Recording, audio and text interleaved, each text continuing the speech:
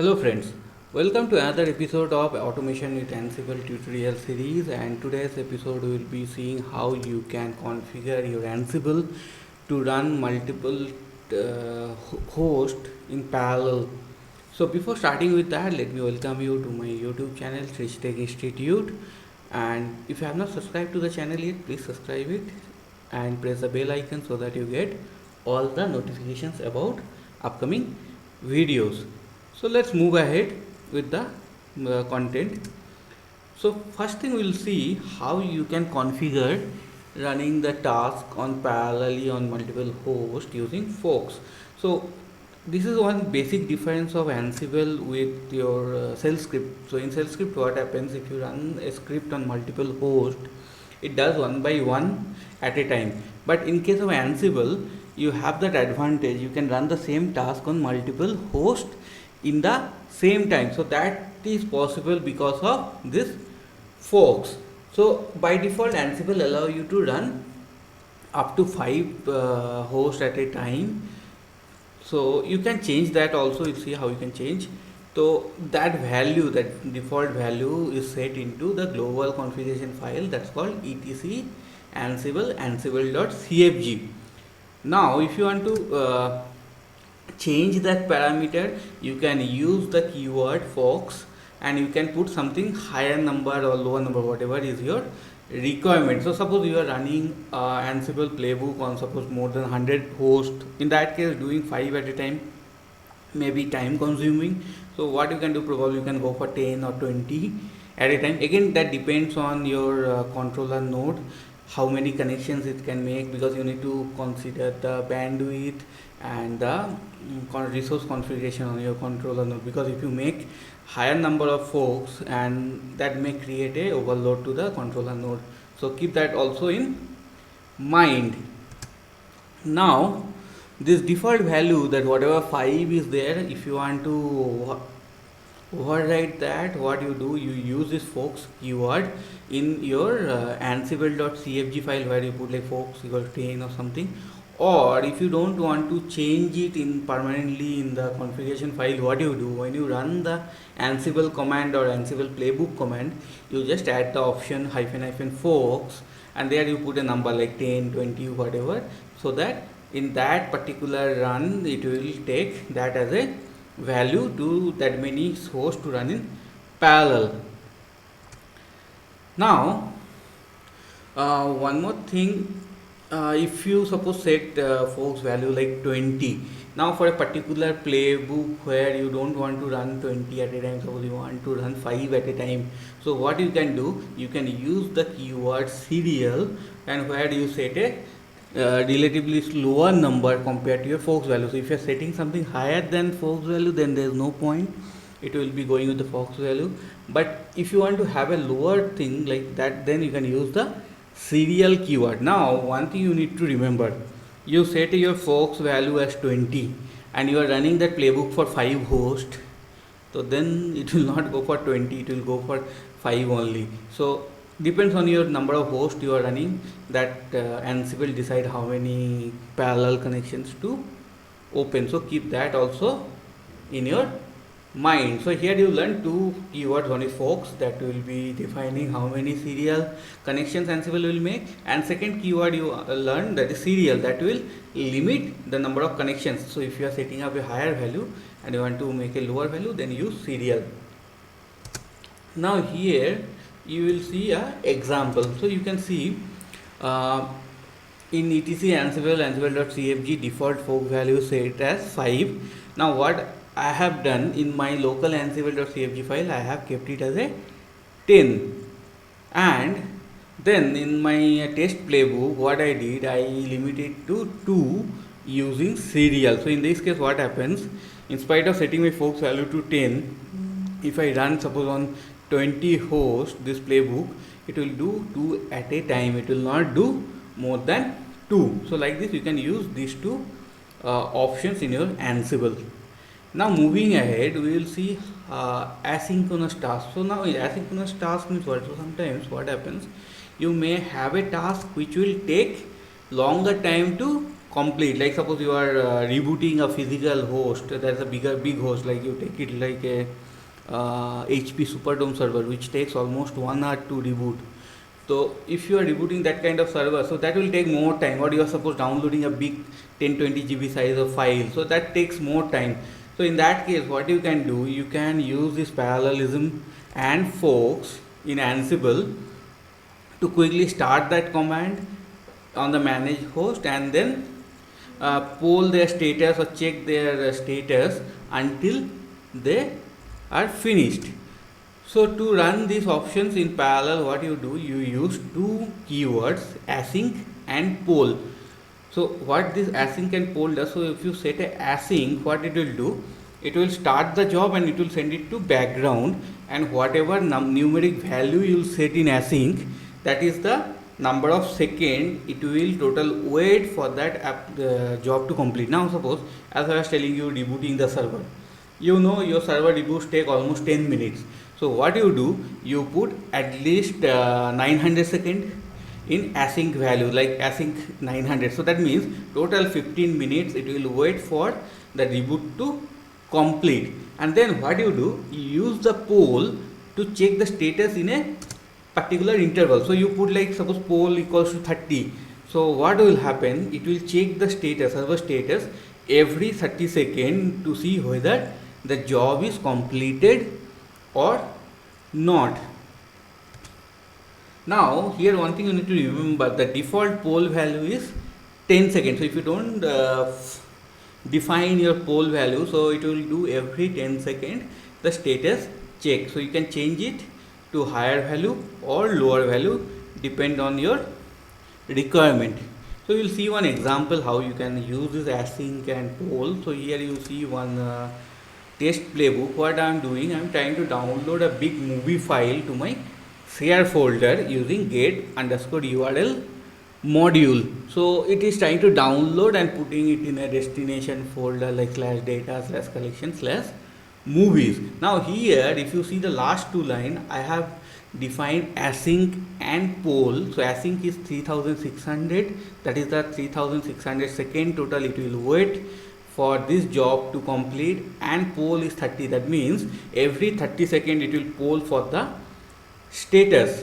So here you need to remember this async and poll is not a internal option for your module, it is outside your module. So async and poll should be in the same indent of your module line, so it will be in the same vertical line. So if you don't keep this proper, then your playbook will fail. Now moving ahead, how you can defer your asynchronous task. Now suppose, as I was telling you, you are downloading a big movie that is like 10 GB size and you want to share. Now so you are setting up your suppose media server, where you set up first suppose one folder, then you set up like download those files into that folder, then you set up some permission, then you set up some configuration files and set up some ACLs and all. Now if you see this setting up this configuration file or ACL is not dependent on the completion of suppose that movies, it just put those permissions on the folder. So in that case, if you are downloading a 20 GB size of 10 GB size of file and that will take suppose 20 minutes, so there is no point of waiting for 20 minutes up to that complete, then go for the configuration and all. So what you can do, you can start the job and send it in background, then move ahead with the other task. So that also possible. And then what you do, you add a module called wait_for. So this module will check the status of the long running task, and until it completes it will be waiting for that. So what you do, suppose you put first a module like get URL and to start downloading that file, then you put a module like configuring the configuration file, then you put suppose a module like giving the permission, then you put a module like create user. So those things are not dependent on that download, so you put them, and then after that you put a module for wait for. So it will then check for that download task status, and until it completes it will wait there. So that you can do. So it will speed up your Ansible task completion time.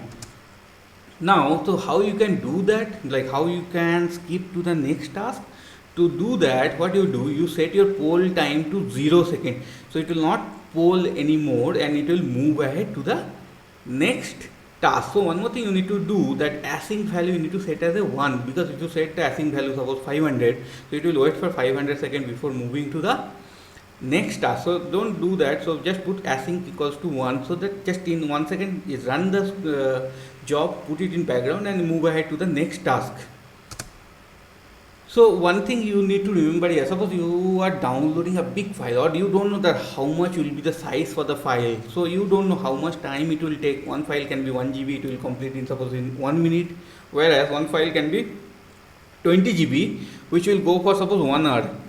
So you don't know how much time it's going to take. So in that case, what you can do, this async value you can set it for 0. So if you put it 0, that means it will wait as long as it takes to complete the job. It will not be like having any ceiling like okay only for 5 minutes or 1 hour to wait. So if it's going to take 5 hours, it will wait for 5 hours. If it's going to take 10 seconds, it will wait for 10 seconds only. So like this you can configure your play. Now you will see a example how you can do this. So you see here in this example what I did. In the first task I am restarting my server using shell module, and you see as I was telling you, async to put 1 and poll to put 0, so that what happens, it will go to the next task. As I didn't add any more tasks, I am just directly adding that wait for task module to show you how the wait for to configure. So now here what it is doing, it is waiting for the host which is rebooted in the previous task, and it is waiting for the state to become started, and it will be like starting after 30 seconds, it will give a delay, and total timeout value it is like 300. So that means after 5 minutes it will get timed out, and it will check for the port status 22. That means your SSH service is up, means your server is now accessible, and this is being delegated to localhost. Because why? You rebooted your remote host, you don't want to run this task on that, but you want to run this task from your controller node to check the status. That's why I am giving you option like delegate to localhost. So from the localhost it will check the status of the remote host and become false, because I don't need root for this, right? It's just doing like telnet or ping to the port 22. So like this you can configure and defer your asynchronous task completion thing, and until you put the wait for, it will continue with the next task, and then in the wait for it will go and it will wait for the task to get complete. Now moving ahead, how you can check the status of a asynchronous task. So if you see previously those are checking and all, they are doing in that task wait for and all, but if you want to do it by yourself, you want to see that asynchronous task is completing or when is completing, if you put those poll async, when you run the playbook in your screen you will not see anything, so it will just be blank. Once it complete, then it will say like change or okay whatever, and then it will move to the next task. So how you can poll the status and see on your screen? So for that you can use the module called async status, and this module need two things: either you give the job or task identifier as a parameter to this module. So it will check for that asynchronous task to get complete or not. Like suppose you are downloading a 20 GB file, so it can put a like every 30 seconds or 1 minute to poll. So it will every 30 seconds it will poll and it will show you on your screen whether it's complete or not. So until it completes, say it will say like failed, then once it completes, then it will just give change or whatever and it will move ahead. So you can do the coding like this. This is the example code. So what you do, first you suppose downloading a big file using get URL, where you put your async like 3600 and poll for 0, and what you do extra here, to get the job ID or task identifier, you register the output of your get URL module into a variable like download underscore ISO. Now in the next task, what I am doing, async status, this module I am using, and job ID I am using like download underscore ISO dot ansible underscore job underscore ID. So with this variable I can get the job ID of the previously running task, that asynchronous task of downloading Ubuntu image, and then again it is registering that output in a job result, the status whatever is querying, and then how long it will do until the job result dot finished will come. So if you don't have status finished, this variable will not be populated for your job underscore result. So it will do that, and it will retry for 30 seconds. Every 30 seconds it will check the status. So once you run this as a playbook, you will see something like this. So it will start gathering facts, then it will start downloading the image, and then it will move to the next task that wait for. So you can see like failed. Now you can see total 30 retries it will do, as you can see in my previous example. So first retry failed, then again after second retry, okay, failed, again third retry failed. In the fourth retry it saw that download is completed, so it showed like changed, and then it moved ahead. So like this you can configure your Ansible to run some more hosts on parallel, and or limit how many hosts to run on parallel, and then how to configure asynchronous tasks, how you can defer the task completion and move ahead with the other task, or poll their status and all that you learned. So hope this is a helpful session for you, and you have learned something new which will be helpful for you to write your Ansible code in a better way and manage your manage host in a better way. So thank you for watching this video, and if you have subscribed to my channel Rich Tech Institute, thanks for that also. If you have not subscribed yet, I just request you to register, subscribe it, and also if you like this video, please like it.